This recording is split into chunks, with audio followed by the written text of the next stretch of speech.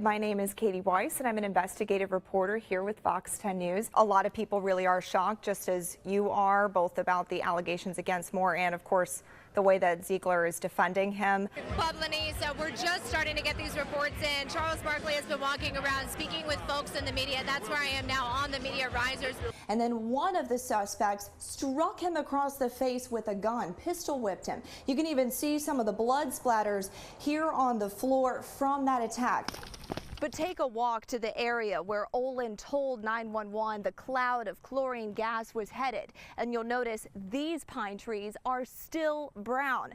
Experts tell me it would be just about enough to almost fill one entire tank car, like you see here. On the 3 different weekends that I've been out here witnessing this activity while undercover, They have actually evacuated this entire facility, and the reason why we aren't allowed to go any closer into the facility is because of how potentially dangerous this situation could be. These are all of the incentive contracts signed with corporations in Mobile in the last 4 years.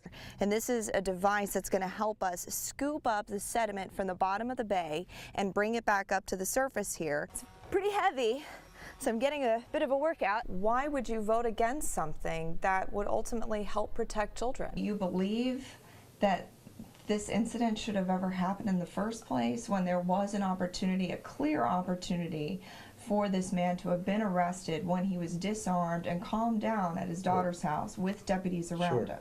What evidence do you have that would show that there is no health concern here? The bottom line that our mayor has made it his prerogative to make Mobile the safest city in America. Do you think that we are still on track to make that happen? I'd say yes, we are on track. Yeah, well, I looked into that and I spoke with multiple different law enforcement officials from various different agencies, and they all tell me that this particular brand of body camera that was being used at the time has about a 10-second delay on it. So from the time that it's turned on until the time it begins recording, there's that delay. So that explains why there might be a little bit of missing video there of that incident. Again, this is something that's not available anywhere else. Make sure that the water is safe for the children that are there. And Well, so- I know you'll edit, but is that what you're really looking for? The safety of the children? Or are you looking for a story? Some pushback from a local school superintendent after we started asking questions about lead testing in public schools. Amid national concerns for lead in school drinking water, Fox News is looking into the matter along the Gulf Coast.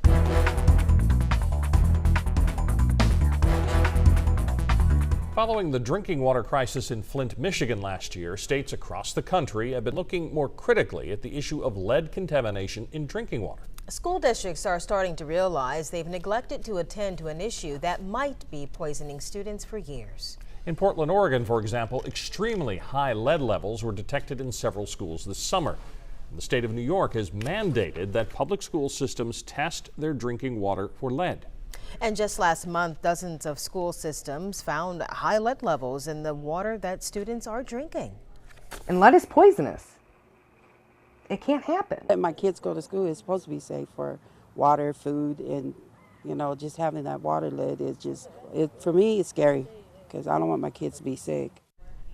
And in light of those concerns across the country, we wanted to take a closer look at the issue here in local schools. And that's where our investigative reporter Kati Weis steps in. She's joining us in the studio with those details. Well, Bob Lenise, it turns out both Mobile and Baldwin County school systems have not been testing its schools' water for lead contamination. And there is no law requiring school systems to test school drinking water. Because of our investigation, local school systems are now testing some of its schools' drinking water.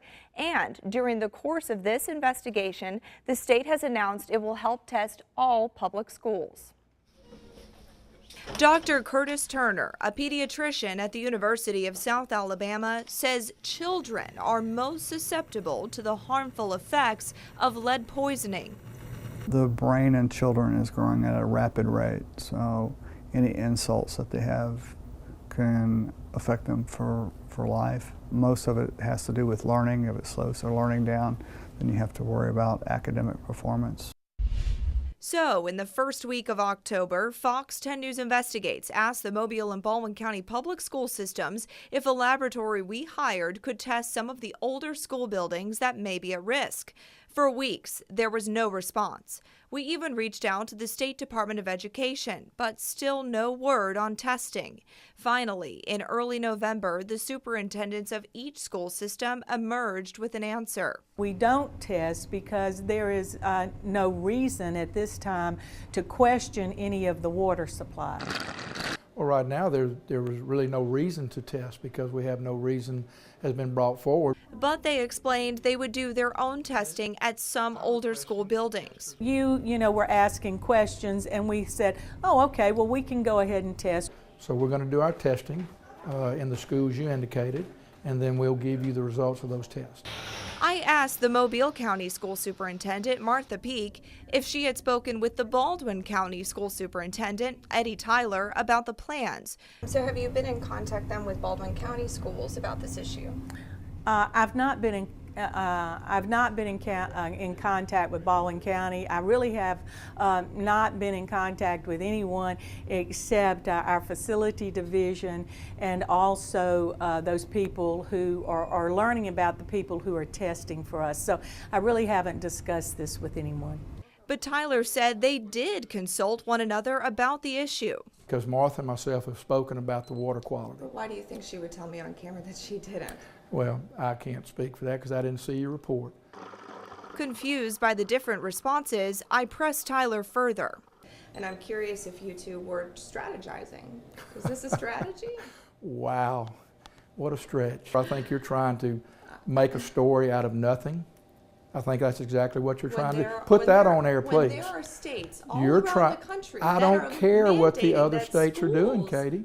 I don't care what I care about Baldwin County. I didn't say it wasn't a story. After our interviews with the superintendents, the State Department of Education announced it would help all public schools test for lead, even though back in October, it would not offer any assistance on testing.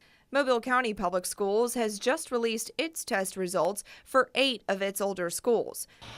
Parents and students at the following schools can rest easy knowing all the results were below the legal lead limit: Baker High School, Davidson High, Murphy High, Causey Middle, Alba Middle, Lott Elementary, and Dolphin Island Elementary. However, Mobile County has not yet tested all of its schools. There are at least 20 schools in Mobile County built in the 1980s or before that could have lead plumbing components. Now, if you would like to see Mobile County Schools' full testing results report, I have posted it for you on our website, fox10tv.com. Bob, Lenise? Okay, Katie, has Baldwin County released its results yet? Well, Baldwin County Schools informed us last week that it would be releasing the lead test results on the same day that Mobile County Schools released its results, but we are yet to receive those documents, and I'll be sure to let you know when we do. Private companies could be tracking the places your vehicle has been, all with the help of license plate scanners.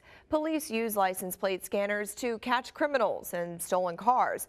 But now private individuals are outfitting their cars with these scanners, driving around, scanning plates, and then selling that data to private databases and repo companies, putting your location information out there for people all over the world to see. A Fox 10 News employee caught someone doing just that in Mobile earlier this month. This is video of an unmarked car with automatic license plate readers driving around in the McGowan Park Shopping Center. A Fox 10 News employee spotted the outfitted car in the parking lot of a store and asked the driver what she was doing. So what's this device you have here? No. Yeah. You're scanning license plates in a parking lot? Okay. Google Maps doesn't do that. Why is it your business? Because I'm out here in the public just like you. Clearly, she doesn't work for Google, or else the company says her car would be marked like this one. So what is she doing? Experts say a lot of people scanning plates are working for repo companies, looking for vehicles wanted for repossession. And our investigative team found there are at least 3 different repo companies in Mobile that use the technology. So you pay your car note every month. No need to worry, right? Well, some experts say you should still be concerned because many people scanning plates are selling your car's location information to companies, which put that information into a database so people all over the world can see the different locations where your car was photographed. That data over time can reveal a lot of private information about a person. It can reveal what church you go to, what doctors you go to, what political meetings you go to, where you sleep at night, be that in your home or somewhere else. A private investigator used one of those databases to search for this Fox 10 News vehicle. It was captured 11 different times around Mobile over the last year.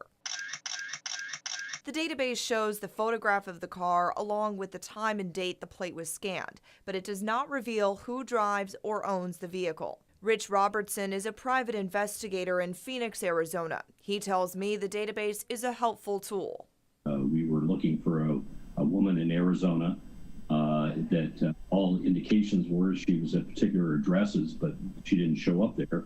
And by using a license plate reader, we discovered that she had been seen at an apartment complex in Las Vegas within the last week or two. And so he sent an investigator to Vegas, and sure heck, that's where we found her.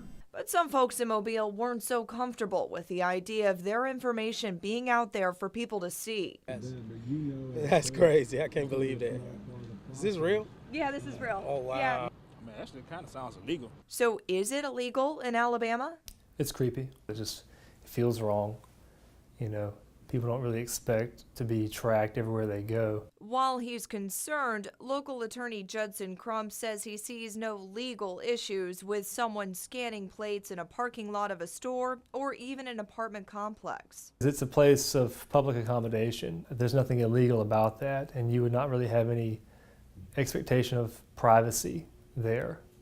So I don't think there's any legal problem with them doing that. Same with public roads. Now, if they were going to private property, that would be different.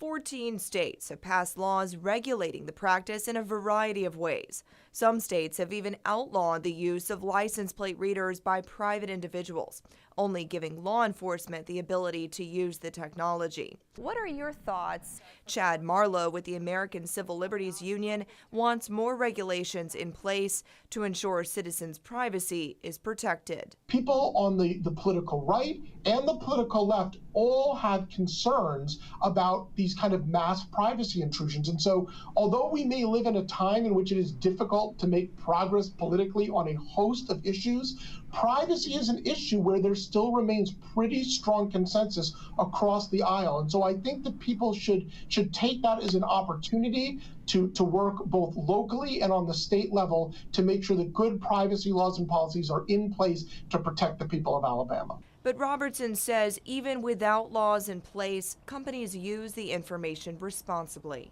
There's very strict justifications for using this information, and we have to document that every time. But for some people, that doesn't matter.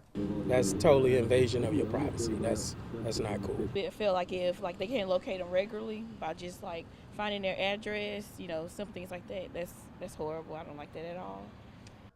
So how can you protect yourself? Other than backing into a parking space, the ACLU suggests you call your local legislator and ask for a change in the law. This Thanksgiving, people all over the world have a lot to be thankful for, but one couple in the Fowl River community is really thankful for life this year. 1 year ago this month, my mother donated a kidney to my father. This is the story of how a perfect match saved a life. They say true love conquers all. But Bob and Dorothy Weiss, my dad and mom, are living proof. He's turned out to be the light of my life. I never even imagined that marriage could be as nice as it is. 7 years ago, Bob developed a rare autoimmune kidney disease known as membranoproliferative glomerulonephritis, or MPGN.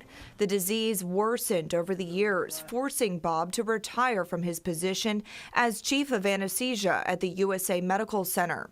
But in January 2016, his life almost came to an end. He was in kidney failure so long that He developed congestive heart failure, and the congestive heart failure landed him in the hospital on life support for a couple weeks. That was really hard.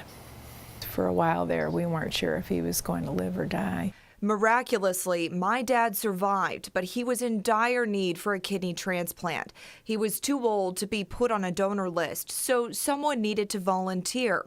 So my mom went through weeks of testing, crossing her fingers she could be the one. It was something I really wanted to do, and I had a peace about it. There was a lot of prayer that went into the whole decision.